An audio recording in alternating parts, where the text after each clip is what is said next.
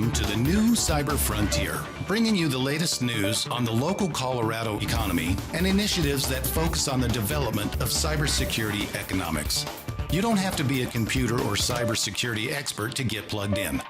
Your host, Chris Gorog, brings it straightforward, asks the tough questions, and brings the cyber world to a level of understanding for everyone. Chris is personable and opens up with our guests on the issues we all would like to see addressed. You can find us on the web at www.newcyberfrontier.com. Now join our host as he introduces the topic for today's new Cyber Frontier. Welcome everybody back to the new Cyber Frontier. I am Shawn Murray. Today I will be the host. We welcome our special guest all the way from ISSA International, the newly elected Vice President for the association, Deb Peinert. Welcome, Deb. Thank you, Shawn. Well, being newly elected to a position where you've actually been involved at the board of directors at ISSA International, you've had a lot of contributions. I've had the opportunity to work with you over the years as well, but your contributions go way back in this industry. Can you give us a little bit about your background, how you came up, and where your passion lies today? Yeah, sure. So I actually, my degree is in computer science in the College of Education. So I was going to teach. And when I actually didn't find a job teaching, I interviewed, and I actually started in information security as my first job, which I know is very unusual. The title was still systems programmer on a mainframe, but the department was data security at the time. So that might tell you a little bit about how long I've been in the profession. So mainframe and data security. So since then, I've been in a lot of different fields, industries, from finance to consulting to entertainment. Worked at Paramount Pictures for a while, to retail was kind of the last big group of jobs that I had was more about retail and PCI security. And now I am retired. I still do some consulting. I work with the volunteer for the ISSA International Board. I help out a little with the Denver board, and I'm also on the ISSA Education Foundation board. That's interesting. So a lot of practitioner experience. It's funny because most people will say those who can't do teach, but you actually did it reverse. Those who didn't find the opportunity to teach went out and did, right? So mainframes, wow. There's not too many of us left that actually spend a lot of time on the mainframes. It's a diminishing skill set for that type of technology, but various types of industries, so lots of experience. Where do you think information security, what we refer to as cyber security, has evolved from? I mean, back in the day when we were crunching on mainframes, it really wasn't about security, was it? Well, I did start in security, but it was really about, just authentication and access controls. And really, that's pretty much it, is in a nutshell. So that's a lot of what I did. I, integrated then our security system with the change control system, which is a lot harder to do these days with all the different platforms. So it was a lot of fun back then. But then I remember a number of years later working, and we had brought in our first firewall, and it was not even in the security department. It's, of course, it's networking. So I'm like, wait, I want to learn. So, I'm like, okay, out there trying to learn how to do the firewalls. And so my first kind of step outside of the mainframe and AS400 systems back then. And from then it grew to all the different servers and platforms, and now security software and networking software. And how much experience did you have? Did you do anything with the RACF or Top Secret when it came to security with the mainframes? I did. I was an expert with RACF and Top Secret. I managed a group of people that did the Top Secret, but by that time I wasn't really doing the technical stuff at that point. Yeah, it's pretty interesting that the concepts are still around. IBM is probably the dominant leader. We do some training with senior bank examiners at FDIC, and IBM being the dominant one. Some others, Unisys and Hitachi. Azure actually just entered into the space over the last year, where you have cloud-based applications acting as mainframes. Let's go fast forward. What are the challenges? You worked in multiple industries where, you talk about PCI, DSS, you talk about the financial, you talk about retail. What are the similar challenges that you faced that allowed you to learn more about how to apply some of these concepts as you grew into that position? We're going to actually have that conversation right after we get back from a word from our sponsor. Cyber Resilience Institute helps build strong cyber communities designed to prevent members from attack. Like building a neighborhood watch, it takes coordination and a sharing community to protect our identities and valuables in the virtual world. Typically, we hear that organizations know they need to do something to protect their cyber assets, but don't know where to begin. Let Cyber Resilience Institute help your community create an action plan. Cyber Resilience Institute will build your community or business marketplace so that it is designed to support a collective cyber defense. Contact them for more information at cyberresilienceinstitute.org. Welcome back to the New Cyber Frontier. My name is Shawn Murray. I am your host today. We have a special guest, Deb Peinert. She is the newly elected Vice President for ISSA International. We're talking a little bit about her background and various industries that she's worked in. And one of the things we were looking at getting her perspective on are the various industries that you've worked in, Deb. What similarities or what challenges did you see that have evolved into different types of challenges? In your perspective, how has that changed over the years? Well, it's, I think that to me, the challenges were, quite the same. I went from some bigger industries or companies to smaller companies. When you go to retail, what I struggled more with would be management buying into security. So you kind of had that at the big companies as well, like insurance and financial institutions. But over time, they were buying more and more into it because they had to. There was more regulations and just more data breaches and all that. So then you go to retail, and they never had the budget for security. So now all of a sudden you're trying to tell them how much money you need, which is they just weren't willing to at the time put that money into it. Now since then they've had a lot of breaches in retail, so they are putting more money into it. And also I think one of my personal challenges, because I'm so passionate about security and making things as secure as we can, is when management wants to accept the risk. So like, let's say, and this is say years ago when PCI first came out, management wanted to accept the risk of not being compliant with PCI. So they're willing to pay fines or and willing just to accept the risk of not being as secure as they should be. So when we talk about risk, right, because at the end of the day, it's really about risk. And, you talk about culture. That's really what it is. An organization's willingness to accept risk, even when you don't even understand the scope of that risk.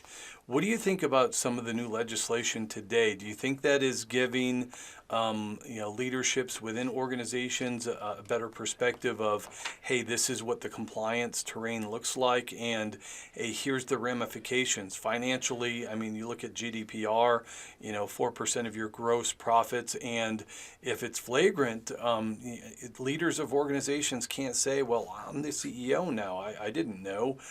They're not allowed to do that anymore. They can be held criminally liable.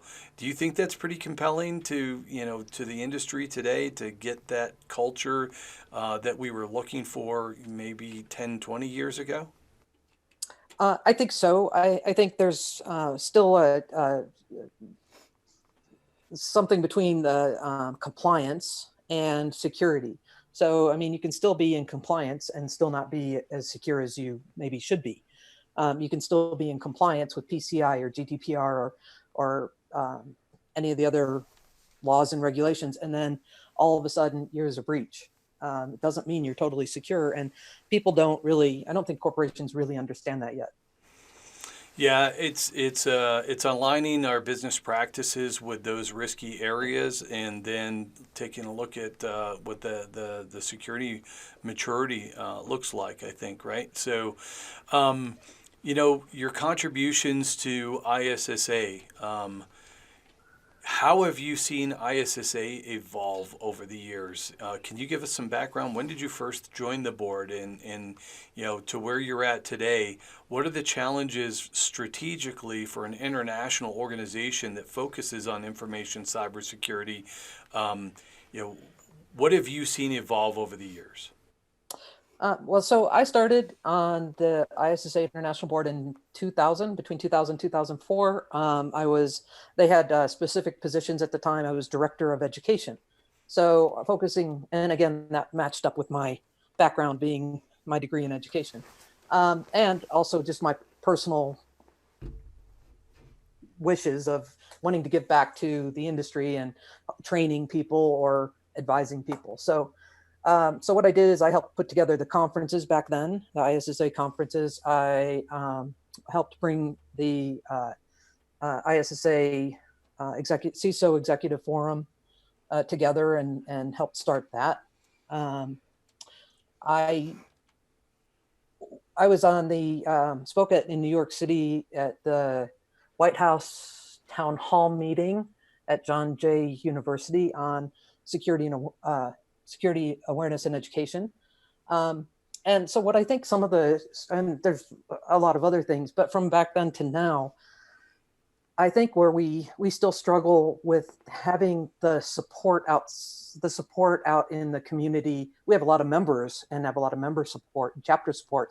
That's awesome, which is what we do. But ISSA getting in on the national levels and international levels, I don't think, we don't really have any insights to the White House or government and at that area as far as the international organization goes. Maybe the chapters do, but we don't, and we did back then.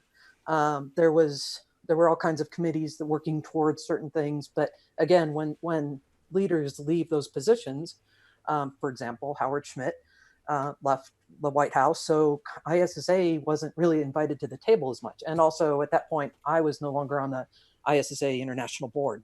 So between the two, I'm sure Howard brought other people back in other times, but it wasn't consistent. And so I think that's the challenge of ISSA being consistently up in the higher influential, yeah. Right. So, I think we need to still expand to really get people out there at that level. And that will help us internationally, and nationally. And then our chapters are awesome, though. We have a lot of chapters doing really well. They have a lot of great programs, and they have specific tracks. I was just at I live in Denver, so I was at a Denver meeting, ISSA meeting, and they have the Women in Security group that's doing really well. They have an oil and gas special interest group that's doing well. They're going to start a privacy group, which I'm sure will do well. And, so I know other chapters have a lot of those kinds of things going on, and it's, just an awesome organization to be a member of. You hit a little bit on the special interest group of women in cyber, women in security. And, this is traditionally one of those areas where we usually don't see a lot of women leaders, but we're starting to see a significant amount of women coming to the table and contributing in those areas. You're one of the folks here in Colorado, up in the Denver area. We've got our previous past president down here in Colorado Springs, Colleen Murphy. Both of you are heavily engaged in that arena. What do you think the contributions are that women can make Especially for women such as yourselves who are in former leadership positions, what's your contribution to the community for women? What would you say to women as far as what are the resources available to help women succeed in this industry? There are a ton of resources. I mean, again, ISSA is one. The ISSA Education Foundation I mentioned earlier, we do scholarships for students in universities studying for cybersecurity or assurance type degrees. And we do have one scholarship named after Shawn Harris, who was a leader in the ISC squared CISSP training books. And unfortunately, she passed away a number of years ago. We have a scholarship named after her. And it has not been a women in security only scholarship up to this date, but we now have permission to change that to be a women in security. So that's one thing that we're doing is putting that aside for just women. The strange thing is looking through the names of the past scholarship winners or awardees have been a lot of women. So in addition to that, I mean, there's lots of scholarships out there, but there are also other organizations that focus on the women's and scholarships. There's a lot of girls in from elementary school through high school Girls Go Cyber Start is another program that SANS started recently. And there's just a lot of girls organizations. I can't even think of them. Coding, there's a coding, girls coding one. I can't even think of them off the top of my head right now, but there are tons. Yeah, it's a great conversation, cultivating it at a young age to include the Girl Scouts badge, Cyber Badge, and some of those other programs. We're going to come back and we're going to talk to our guest, Deb Peinert, Vice President at ISSA International. This is Shawn Murray at the New Cyber Frontier. We'll be right back after these messages from our sponsor.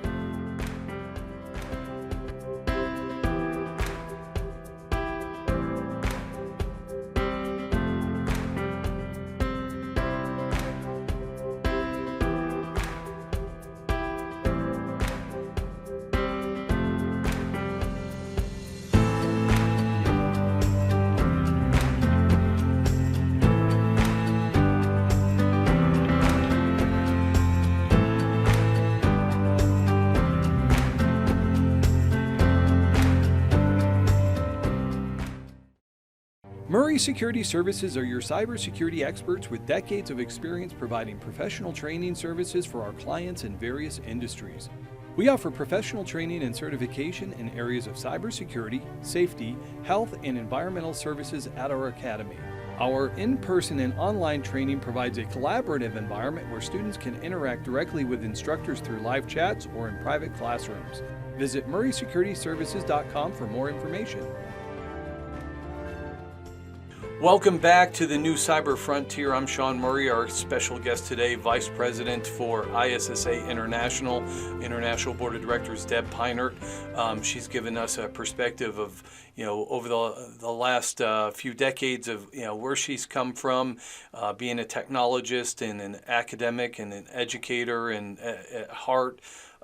Contributions that she and others have made in this industry, and we were kind of talking about women in cyber, women in technology. You're starting to see more women in colleges, more women in STEM programs, more women in technology roles, in the contributions that we're seeing, at the corporate 100, corporate 500 level are significant. And so, one of the things you've touched on a few times here is, and some people know, but maybe not a lot do, is you're also the director of the ISSA Education Foundation, which is a separate organization to ISSA. And could you give us some history about the ISSA Education Foundation?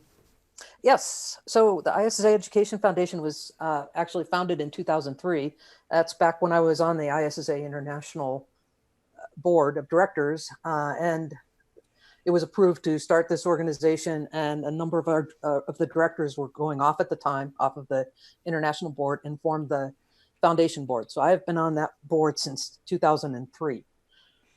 Since then, we've given out, gosh, over 20 scholarships. Doesn't sound like a lot, but we had to build up from zero to we do 3 scholarships of our own a year. And 2 of them are $3,500, one's $2,000. And then we also work with the ISSA chapters. If they're interested in having a scholarship in their area, they can determine an amount of money they want, and we will support them. We will run the program for them, and they just give us a certain amount of money. So for instance, we've been running 2 scholarships for the Alamo chapter for the past 2 or probably 3 years.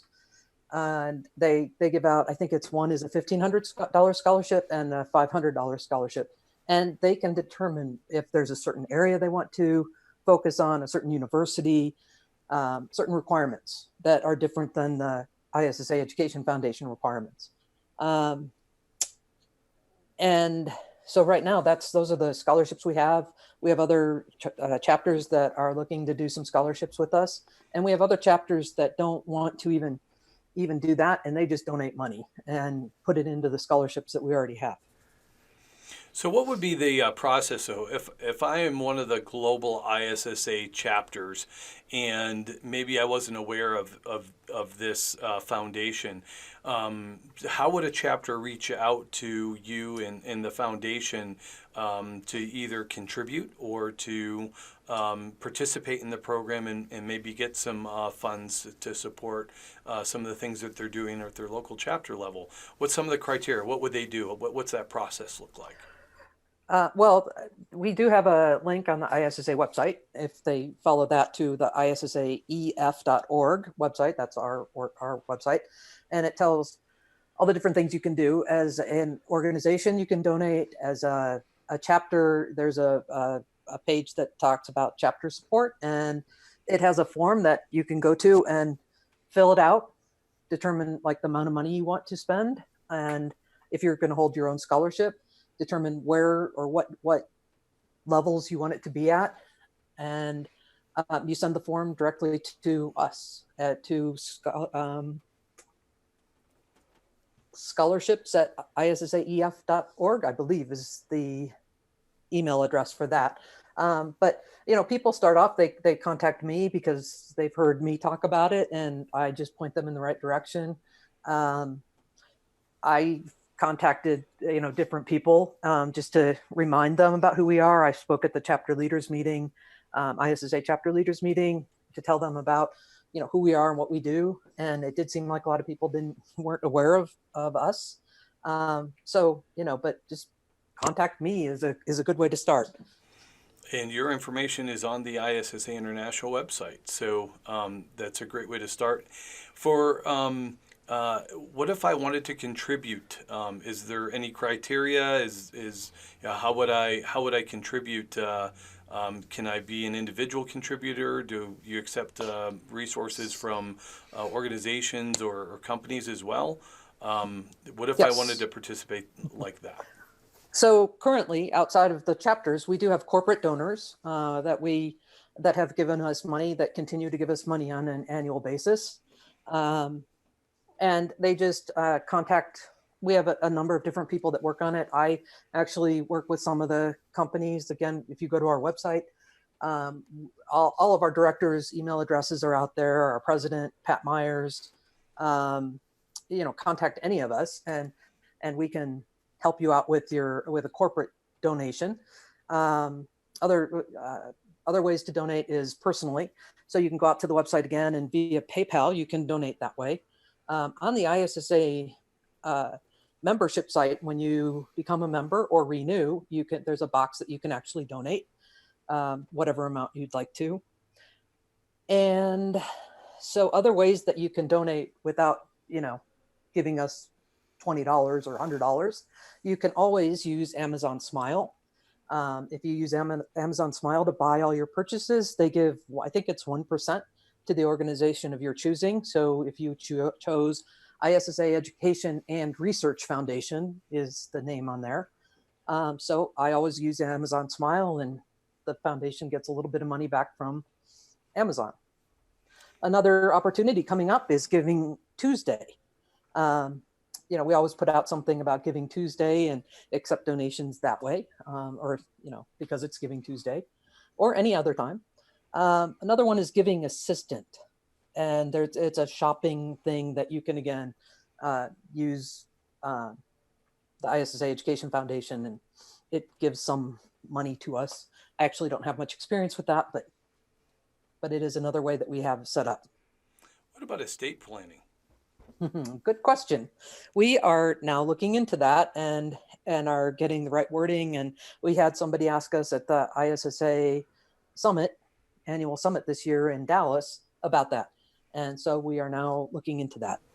Yeah, that's a great way to, for those to leave a little bit of their own legacy behind and contribute back to the ISSA Education Foundation as well. So, we've talked about, the foundation, how it got started, some of the things that you're doing, the way people can contribute, how chapters can use some of those resources. What's the overall strategy moving forward? Where would you like to see the Education Foundation, say, in the next 5 to 10 years? Well, I'd like to see them giving additional scholarships and each one of them being more money. I'd like to have we really need to improve our program on how we get our information out to the universities and the students. I think that's one thing that we've struggled with. Again, we are all volunteers. We have absolutely no staff other than maybe a little ISSA staff helping us once in a while. So it's all just us volunteers trying to run this organization. So we're still trying to get better processes in place for notifying universities or the right people and getting more applicants. And that's just nationally. Internationally, we have some applicants, but we still aren't as good as getting the word out internationally. So that's a big challenge for us in the next couple of years. Well, I think there's an opportunity here. So, as a global membership organization, and you hit on it, it's a volunteer organization, especially if you're serving on a board or a committee, either at the chapter level or even at the international level. There's opportunities for our members to come back and contact you to contribute time if they can't do it monetarily. Some of these initiatives that you talk about, such as outreach to the universities, outreach to government and community programs. You are a 501c3, that's correct? Yes, that's correct. So the contributions, just volunteering time, either at the chapter level or contacting someone at the Education Foundation yourself, for instance. How many do you have limitations on volunteers? I can't imagine that you do. No, not at all. We'd love to have more volunteers. In fact, I would love to see some volunteers. Another thing we need to do better at is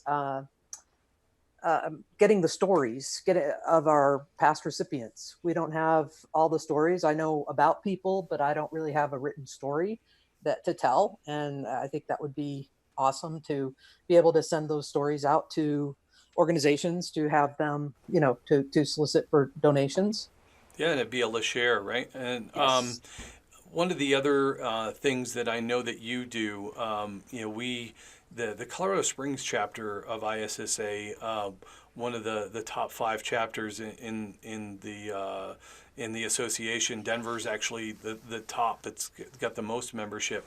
I know that you attend a lot of the local chapter events and you set up a booth for the foundation as well.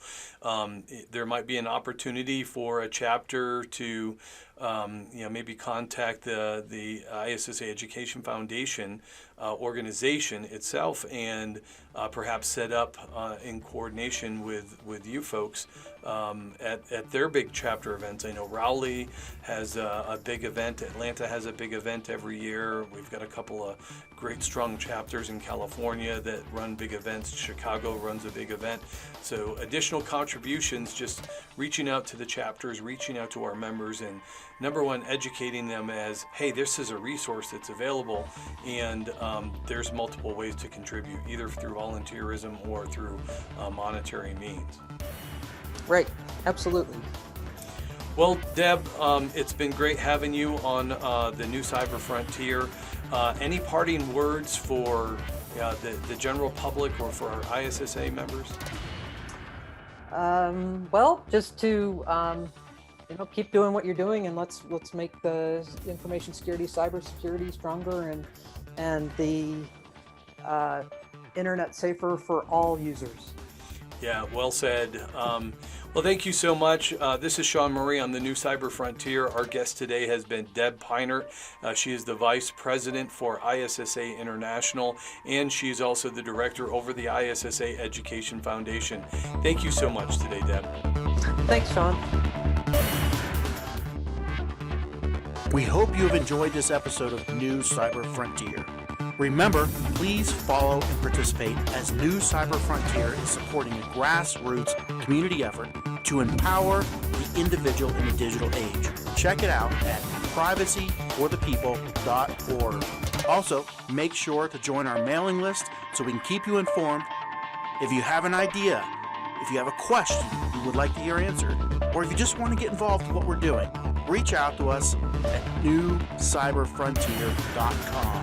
We also encourage you to visit our sponsors links because they are the ones that really make this show possible. We look forward to seeing you on the next episode of New Cyber Frontier.